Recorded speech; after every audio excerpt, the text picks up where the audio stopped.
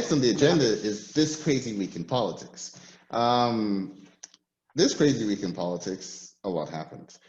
We'll start with Sunday because I guess that's generally how a calendar works. So Sunday last week, Sunday last week, as I was driving over to my parents' house for Sunday dinner, I was listening to MSNBC on my radio because I'm a nerd. And on it, I heard that Zeus is nodding and agreeing that I am a nerd. So on it, I was hearing stuff about taxes and this and that. I was like, wait, what are they talking about?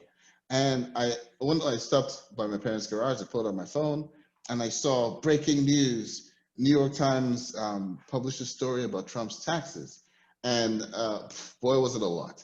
The big thing that a lot of people like grasp onto is that that Trump didn't pay any federal income tax in 10 of the 15 years prior to becoming president, and that in the year 2016 and 2017, we only paid $750 in income tax each year, which federal income tax, sorry, which began a hashtag of I paid more for this than Trump paid in taxes. Yeah, I paid more for.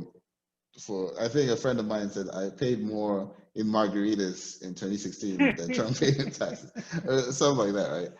So that was the first thing about the taxes. But I do want to go into some things I learned about his taxes from the New York Times report and from a video by this YouTube channel, Legal Eagle, that breaks down the actual tax law part of all of this, right? Did you see what I posted this morning on Facebook? No, the only thing that I saw that you posted on Facebook was you saying something very explicit about your soccer player getting coronavirus. That's the only thing I've seen so far. Okay, so I just want to give you 3 takeaways from the New York Times article. There's a lot more in there, but I think these are the quick 3 that people can learn from this.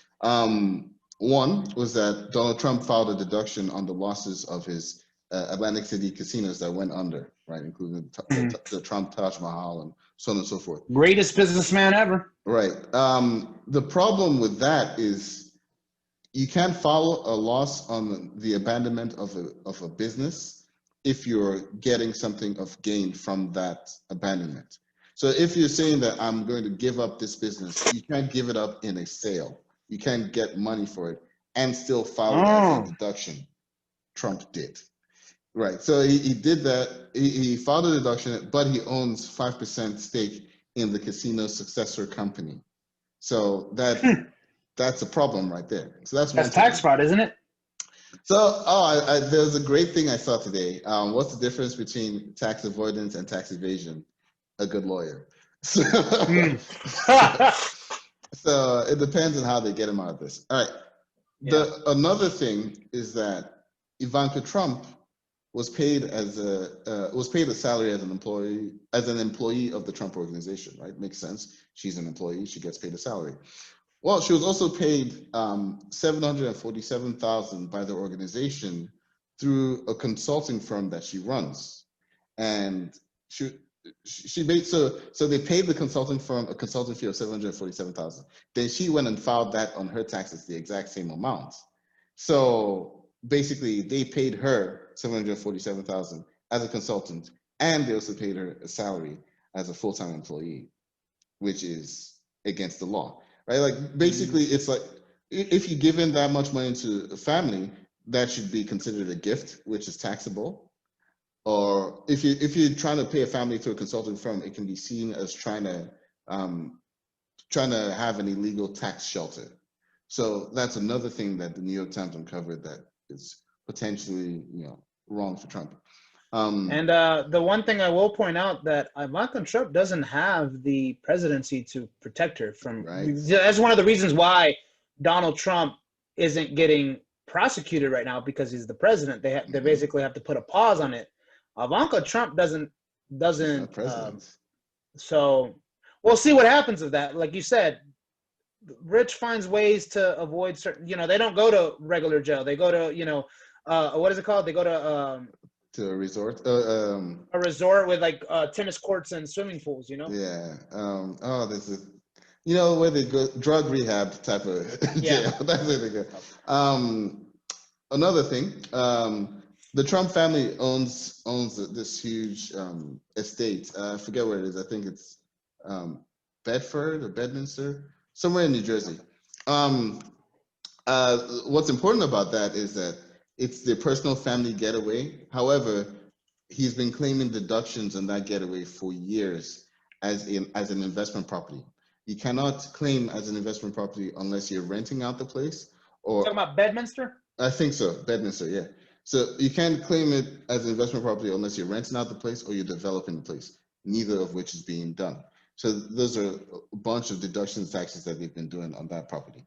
So those are the three takeaways. One thing I didn't add is that Trump has a personal liability of $421 million, which means he owes people $421 million, and we don't know who these people are. For all we know, they're foreign investors or whatever, which is a national security threat. From where, maybe? Right. It's a national security threat if you owe money to foreign, whether it's Russia, whether it's China, we don't know. But he doesn't want to disclose it. Yeah, and he doesn't want to disclose it. So those are the takeaways from the Trump tax returns. And that was just Sunday of this crazy week in politics. Anything to add before I go to the next thing? With the taxes, I will mention one thing, and I believe you said it before on your own personal Facebook, whether it's responding to somebody or something.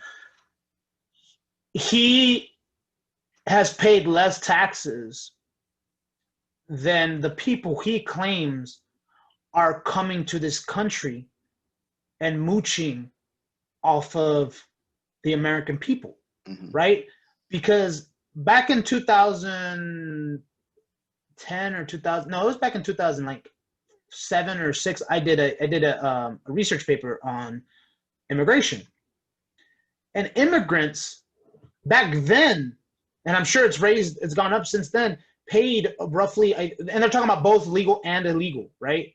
Or I'm sorry, both documented and undocumented, paid 1.6 billion, if I'm not mistaken, in taxes, right? Look, I am Mexican American. I've been around many immigrants, whether documented or undocumented.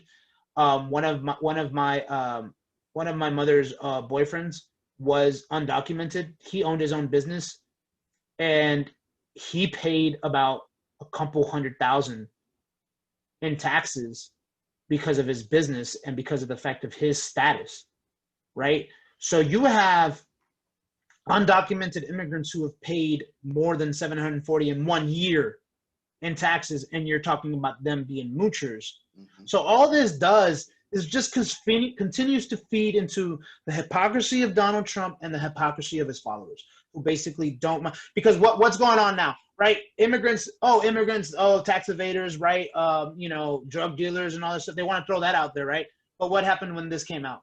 Oh, that's just a good he's just smart. He's just a smart businessman. Exactly. Yeah. He's just smart. So guess what? When people say that, I'm going to tell so are undocumented immigrants. They're just smart. All right. So number two, the second big thing that happened this week in politics was the presidential debate. Oh my God. So I'm just going to, real quickly, before you get into that, I want to just give you one quick thing about the debate. Yeah. Right? And I'm sure you agree with me on this. I have never been more exhausted watching a debate than I have ever been in my life since I've been watching debates. That was the how is it you exhausted me watching you talk? Yeah, I've probably seen at least 50 debates, between presidential debates, Senate debates, just all over. I've seen a lot. This is easily the worst one I've ever watched. It's easily the most embarrassing one I've ever watched, as an American. And the country's laughing at us right now. Yeah, no, for real. I mean, and I'll be honest, I haven't always felt like, super patriot, like oh, hoorah, America, or whatever. Because I'm still, I'm still Nigerian. I still, care about Nigeria, but I care about being American as well. Does it depend on what happens? Like, if there's something going on, you're like, I'm Nigerian. But then it's like, no, I'm American. I'm a proud American. I'm a proud black man. But then other times it's like, well, I'm Nigerian. I'm. Yeah, it's give or take, right? No, I mean, just like, I get it's like different for people who were born here, right? Like there's something deep there. But this one made me sad as an American. I was like, this is the leader of the free world, or not anymore, actually. No, screw that. He's the leader of the United States of America.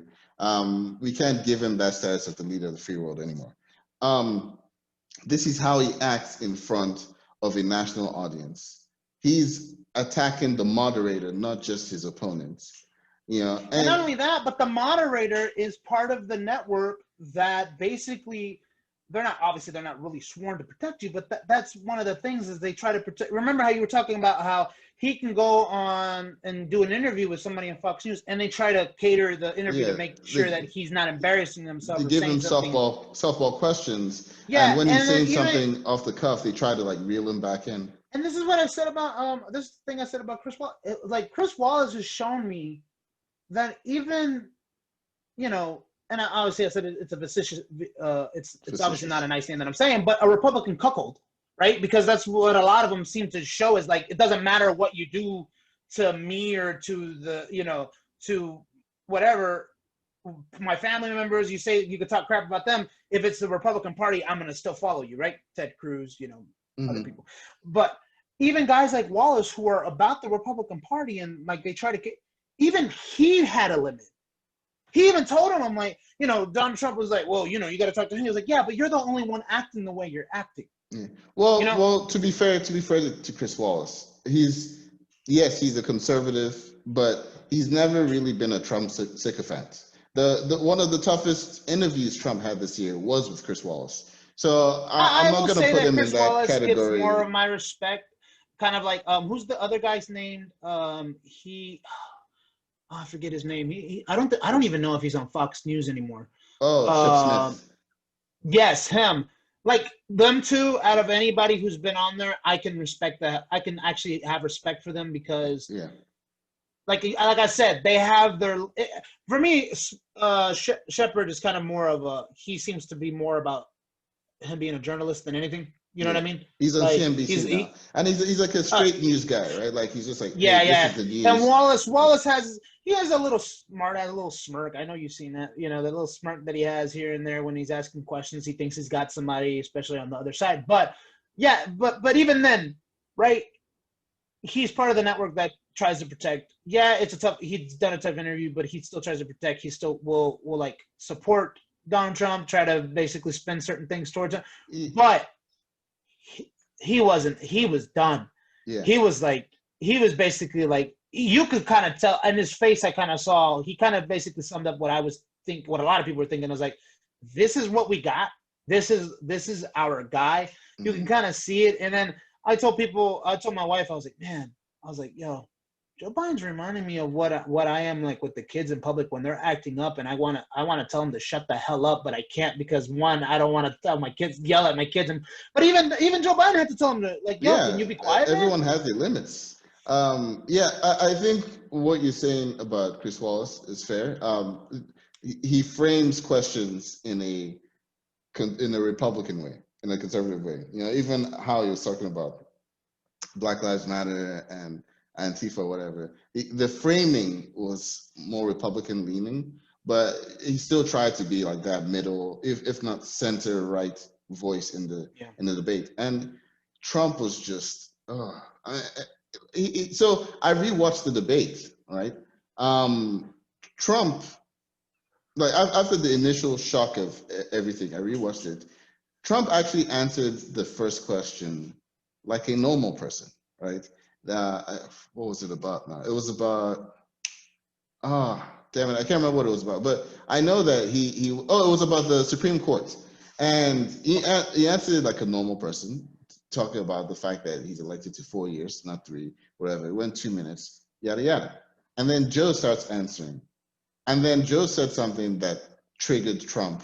And all of a sudden, all semblance of discipline was out the window. Right. And I read something earlier this week. I don't know how true it is, but it feels true. And that is that what Trump did there wasn't some anomaly, it was a strategy, right? Because Joe Biden has been very vocal for a long time, decades even, about his struggles with stuttering and overcoming that. And this what I read was from someone who stutters as well, and he said what Trump did is a tactic of knowing that you stutter, so I'm going to overwhelm you with loud noise, constant berating, keep asking you the same question several times, because we know that as a stutterer, what you have to do is try and pick out words, and if this word doesn't work, try and find an alternative quick, so you can finish your sentence in a run-on way where you're not, stuttering your word. But Trump won't give you a chance to do that because he's going to keep being in your ear or whatever. And that's what he was trying to do, trying to make Joe Biden stutter and look unfit, basically. Well, I'll tell you one thing about Donald Trump that I've always been of the opinion of. He might say some dumb shit, but a lot of it is strategic. His stupidity is very strategic. It really is. Like, he strategizes that kind of stuff. And then also keep in mind that one of the people that was teaching him, who was his debate, like, prepare him with the debate, was Chris Christie, who is very much like that. When Chris Christie was always given questions that he basically didn't want to answer, he goes on the attack and didn't answer the question. Instead, he was like, "You're going to tell me, shut up." And then, of course, people are like, "Oh, he says it like it is. He told somebody," you know what I mean? Like, because it's fine whenever it's somebody that you agree with.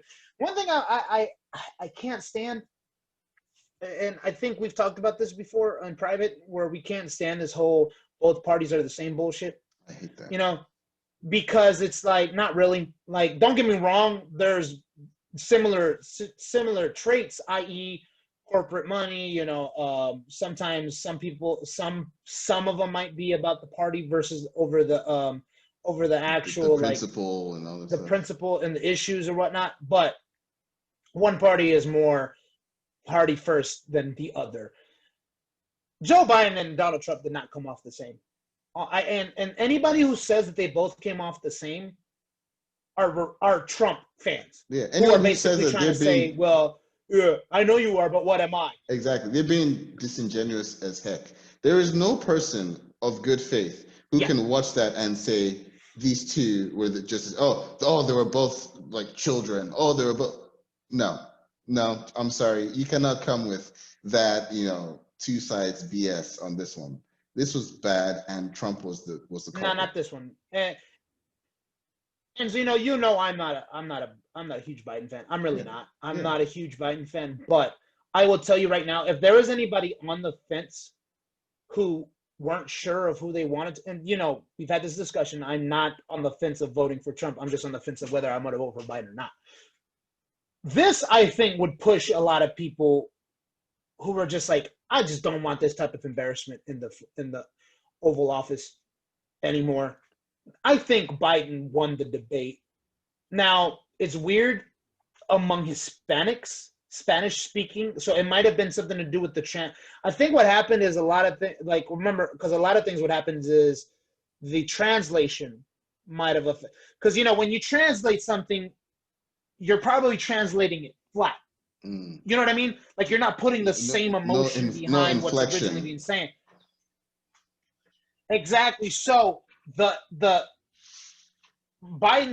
Trump came out good among Hispanic voters, but I think that has a lot to do with Spanish only speaking voters who the translation might have came out that Trump was overwhelming Biden, but you weren't seeing how much of a pre-adolescent child Trump was sounding like.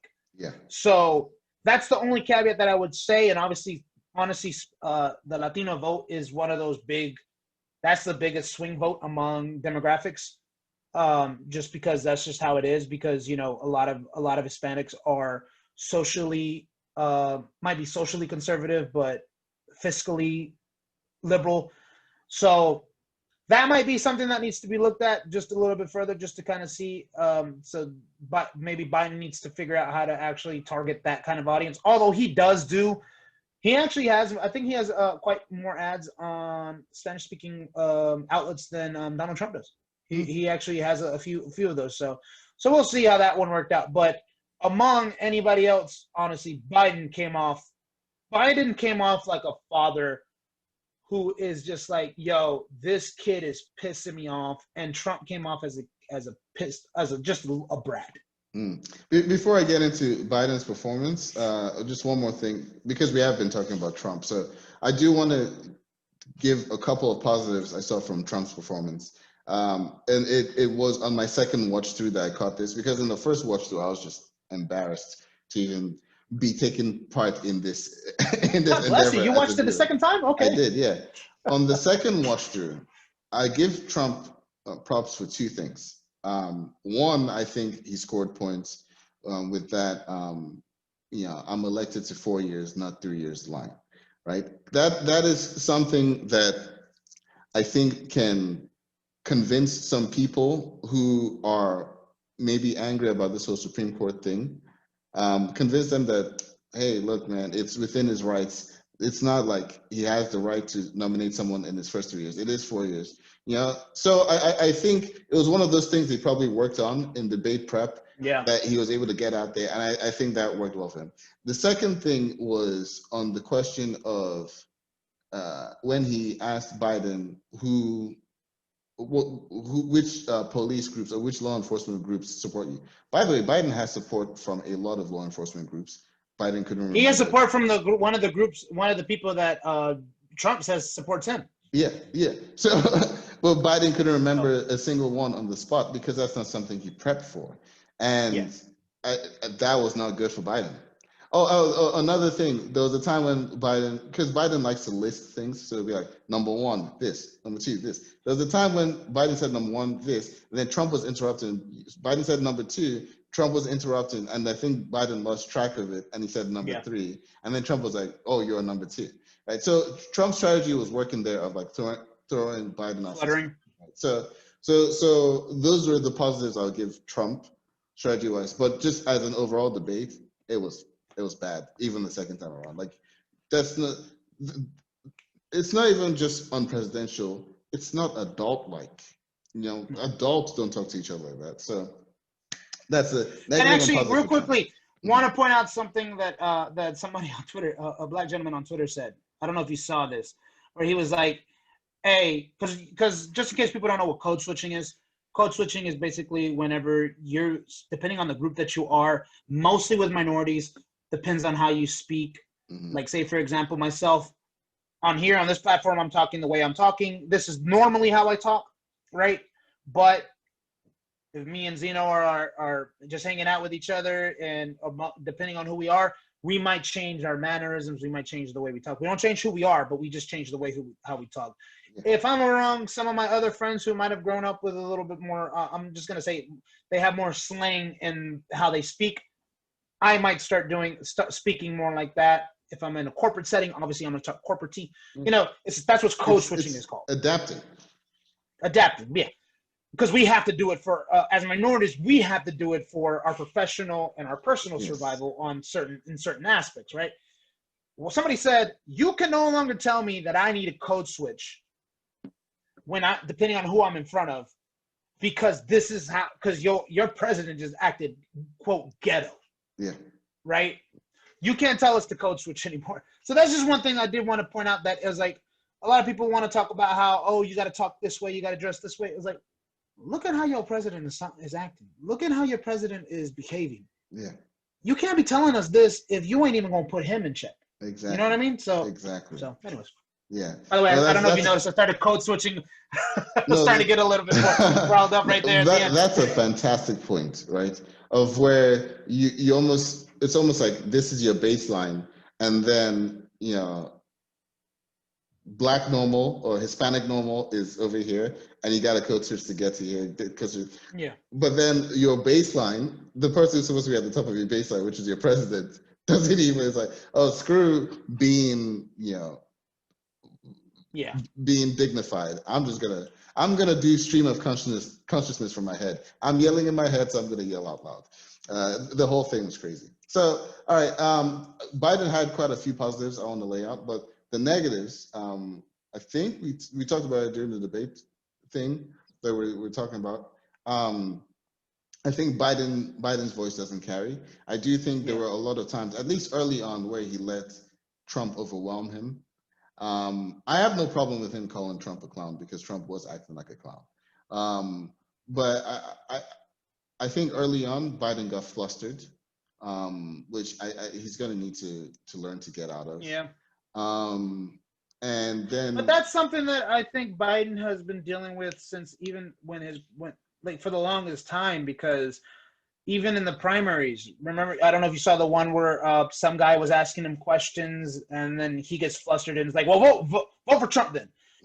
That's still getting flustered. It's not, and a lot of politicians suffer through that. Honestly, they do. Like you've heard cases where Hillary did the same thing, right? Well, I voted. It was like, well, then don't vote for me. Just kind of like that's still you being flustered, and it's kind of it. Yeah. And the problem is, even though Donald Trump is right here, and that's below the bar, the presidential bar is here. You still have to be at that presidential bar if you're not Trump. He gets a pass for some strange ass reason. Donald Trump has normalized his behavior being down there. Yeah. But if you get to that level, Trump will always win at that level, right? Because people are like, he's an expert. Hey, he's Trump. It's like when you have that one special needs child and you give them a pass for doing things that you wouldn't give a pass to a normal child for. It's like, oh, but we're doing that with our president. We're like, oh, well, yeah, he's little Donnie. So anyway, actually, so that was the big weakness that I saw in Biden. There was another thing where Trump kind of goaded him with actually, I wouldn't say that was a weakness. I think he stood firm on that, where Trump was trying to say, "Oh, you've lost the left," where he was trying to pit him against Bernie, in certain things. But the one big thing is, I think they need to have a better answer. My feelings on court packing. I don't like it. But they need to have a better answer for that, because they are going to ask Kamala Harris that on Wednesday. Like, if you guys get in, would you add 2 more justices to offset Amy Coney Barrett?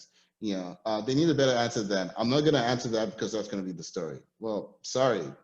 It is the story that you're not answering it. It is. And you can't really avoid answering any questions at all on the presidential debate. You can't. You have to find an answer for every single thing that you're speaking on. Yeah. Because that's what you're running for. You're running to answer those questions. The one thing that I will talk about with Biden, though, is that even though he was flustered here and there, to me, he was still calm enough where people, like I said, you're being disingenuous if you state that they both came off bad. No, they didn't. Donald Trump came off like an asshole. Joe Biden came off like a little bit, somewhat of an overwhelmed father, but he's still the father, right? You know what I'm saying? Like you can look at if you see somebody at the store getting like just a kid acting like a brat and the parent kind of losing their cool, but then they kind of like, so sorry, basically tells the people around, I'm sorry guys, whatever. People are like, oh no, it's all good. You know what I mean? Like, that's kind of what Biden came off to me. He just came off like somebody, I still give him the edge on, even though, he might have gotten flustered. Maybe he did kind of kind of mess up some of the answers. He still came off a ton loads better than Donald Trump in regards to being calm, in regards to actually, being there for a debate, not for a show that like Donald Trump was there for. Yeah. And if you think Zeus and I are being facetious or disingenuous because we lean left, just go look for like international analysis of that debate. Look at other countries from people who don't care where this election goes, because they don't vote in this election, but they do watch because America is on the eyes of, is on everyone's TVs. Go ask them or go watch reactions to it from foreigners, and then you'll see just what we're talking about how Trump came off. Positive of Joe Biden, you talked about how he kept his composure and stuff. I think Biden is always best when he's talking about his family. And Trump went there a couple of times, actually, about Hunter Biden. And Biden found a way to pivot, one, to Bo Biden, talking about, Bo went there and served in Afghanistan. He's not a sucker and a loser, going back to the thing that Trump had allegedly said about people in the military. And then Trump, right? That was a layup, like another layup Trump missed early in the debate that we actually should address. But that was a layup for Trump to say something nice about Bo, right? Like, hey, Bo was a hero and all that stuff. But let's talk about Hunter. He didn't even take that layup. It's just like, oh, you talking about Bo or you talking about Hunter? I don't know anything about Bo. And then Biden, in what I say is his best moment of the debate, said that my son Hunter, he also served. He had issues. We had problems with drugs. He overcame them, and I love my son. I am proud of him. And that was really important because, like he mentioned, I don't know if he mentioned a lot of American families have someone. They have someone that deals with addiction. Right. Yeah. And Trump could have used that line maybe 20 years ago, and it might have had more of an effect.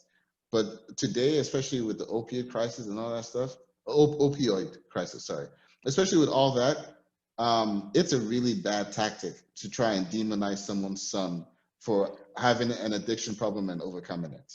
You know what I think Trump is trying to rely on in regards to the drug part is, remember back in the 90s when it was affecting our communities and nobody gave a damn? I think he's still of that belief that nobody gives a damn about drug problems. But now that it's hitting the suburbs, now that Chad and Rebecca are starting to get it, now that's my go-to name. Now that Chad and Stephanie, I guess, are starting to get it, now it's a problem. Now people really give a damn about it. Now you hear in freaking PSA ads about these prices and all that stuff. Terrible strategy, and I think Biden knocked it out of the park by tying it. He did, and then I think didn't he throw a little bit of a diss at Trump's kids, but he didn't go all up in there like. No, he said I don't want to talk about families. We could spend all night talking about families if we go. Yeah, and that was it. That's all you had to do because he knew that I don't need to go there because when you go after somebody's kids, you're crossing a line that a lot of people are parents. Yeah. Right. And my son can be whatever, but don't talk about my kid.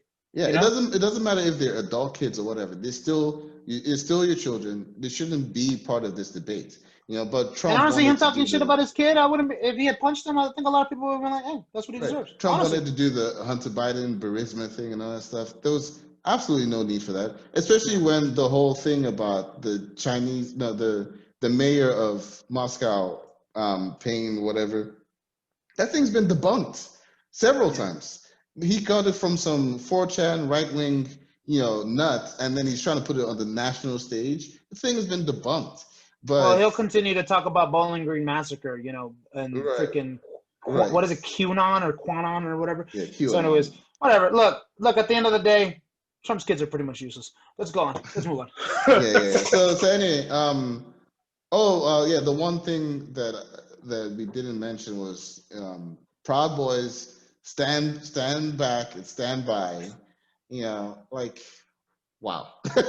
and this is after. And he struggled. Yeah, he struggled to denounce white supremacy. And this is like a good 20 minutes after the question about racial sensitivity training, where he was like, "Well, we're stopping them because they're racist."